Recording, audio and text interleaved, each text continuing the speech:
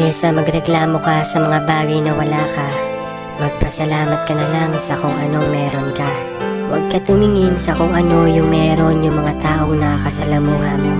Oo, madalas mapapatanong ka sa sarili mo, bakit ako walang ganun? Bakit ginagawa ko naman ang lahat pero hindi ko nakukuha yung mga bagay na gusto ko? Lagi naman akong nagdarasal pero hindi naman pinagkakaloob sa akin. Alam mo kung anong sagot yan? Hindi man binibigay ng Panginoon sa atin yung mga hinihiling natin, pero meron siyang binibigay na hindi natin hinihiling. Yung magugulat ka na lang, ba't nangyari yun? Ba't bigla kang sinuwerte sa ganong bagay? Kaya kung ano yung meron ng iba, maging masaya ka. At kung ano yung meron ka ngayon, tanggapin mo ng buong buo sa sarili mo. Dahil nilikha ang mga tao na hindi pare-pareho ang kapal.